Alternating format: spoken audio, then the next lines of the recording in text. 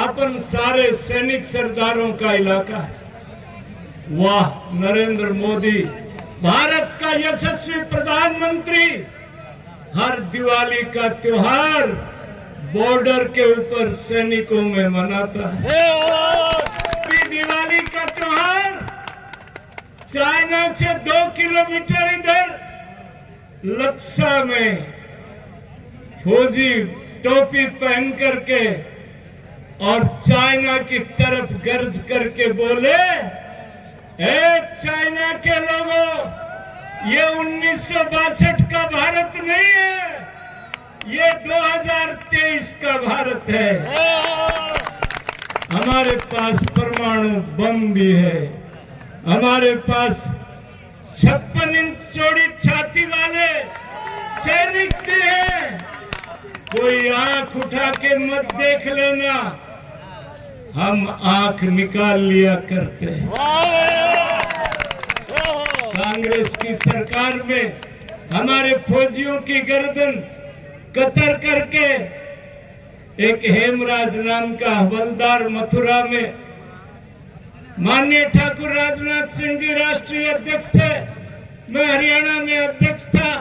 बहन सुषमा जी का फोन आया कि आज राजनाथ सिंह जी के साथ अपने को मथुरा चलना है।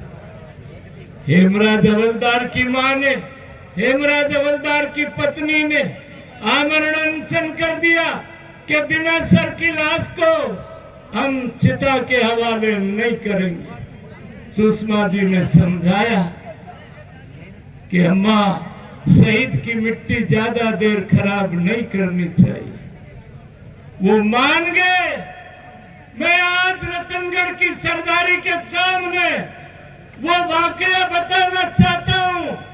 28 सितंबर 2016 को नरेंद्र भाई मोदी के आदेश अनुसार बाहर की बहादुर फौज पाकिस्तान के अंदर 10 किलोमीटर सर्जिकल स्ट्राइक करके 110 आतंकवादियों को मार के आई।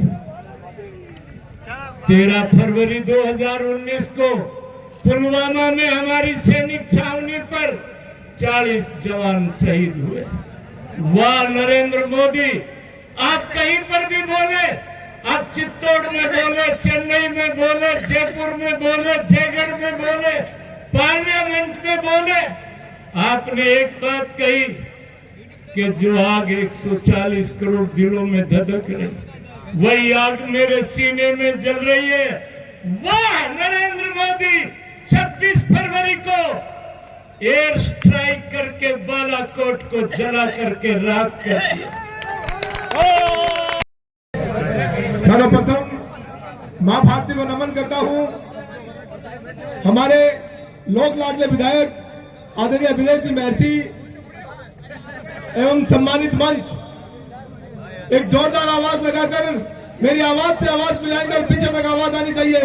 भारत माता की, भारत माता की। मुझसे पूर्व सभी वरिष्ठ नेताओं ने आपको संबोधित किया।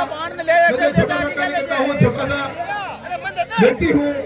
मैं अपने शब्दों से आपको बताना चाहता हूँ, जो बताना चाहता हूँ वो इस प्रकार है। आदरणीय विधायक अभिलेख जी महर्षि के बारे में सभी नेताओं ने आपको बताया। मैं केवल एक बात बताना चाहता हूँ आपको कि हमें ऐसा संघायक नहीं मिल सकता। आदरणीय हरिशंकर जी भावड़ा ने जो डगर हमारी डाली थी, उसके बाद में महर्षि ने सभी कार्यकर्ताओं साथ में लेकर चलने का जो कार्य किया है, उसमें उनका कोई शामिल नहीं है।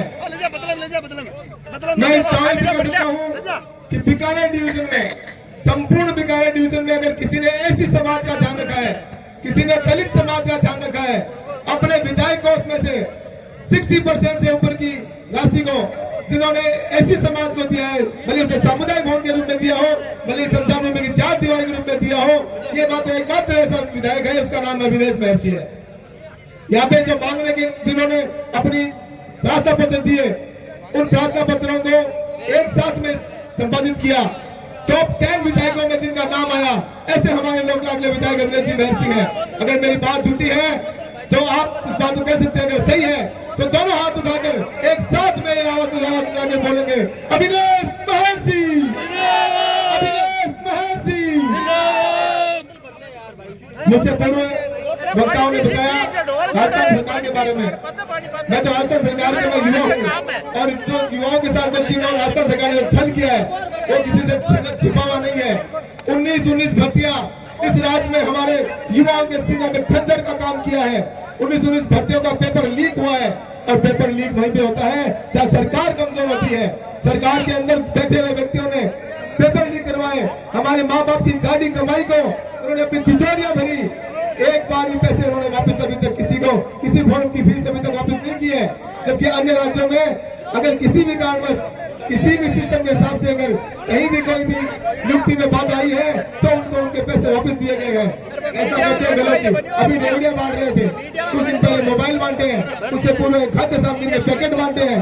ऐसे ऐसे पैकेट मिले हैं जिस पैकेटों में जो मिर्ची थी, मिर्ची को ऐसे ईंट का अपना वो छोटा सा खोरिया जिसको बोलते हैं मारवाड़ी में, उसको घिस के उसके अंदर डाल दिया जाए तो उसका स्वाद भी ज्यादा जाए। ऐसे ऐसे काम करते हैं। और ये रेवड़े से वोट नहीं मिलने वाले गहलोत जी, वोट मिलेंगे आपको जनता के बीच में खड़े होकर अपनी बात को मजबूती से रखना होगा, अपने बाप को विश्वास दिलाना होगा कि आपने काम किया है। आपको कभी तो किसी होटल में बैठे हो, कभी सरकार में किसी होटल में बैठे हो, आपने कब राज किया पता नहीं चला, कब गवर्नमेंट आई और कब गवर्नमेंट चली गई। बोलने को बहुत कुछ है, बहुत से वक्ता हमारे बीच है। मैं पुनः आपसे एक ही बात का निवेदन करता हूँ, आने वाली 25 तारीख को ज्यादा से ज्यादा वोट देकर हमारे आदरणीय लोकनाथ विधायक अभिनेश सिंह महर्षि को दोबारा विधानसभा में पहुंचाएं। इस बार राजस्थान में भारतीय जनता पार्टी की सरकार आ रही है, और मैं दावे से कह सकता हूं कि हमारे आदरणीय विधायक जी मंत्री बनकर राजस्थान में अपना नाम करेंगे और हमारा सीना और सर फक्र से ऊंचा करेंगे। इन सब शब्दों के साथ में जय हिंद, जय भारत। आपने ये मान रखा है कि 130 सीटों से ज्यादा भारतीय जनता पार्टी की आएगी, इसलिए सरकार में रतनगढ़ विधानसभा की भागीदारी हो। पिछली बार भी आपने अभिनेश जी महर्षि को जिताया था, लेकिन सरकार में भागीदारी नहीं होने के कारण से वो काम, सार्वजनिक व व्यक्तिगत काम उतने नहीं करा पाए जितनों की आशा अपन सबको थी। और अभिनेश जी भी चाहते हुए भी वो सारे काम नहीं करवा पाए।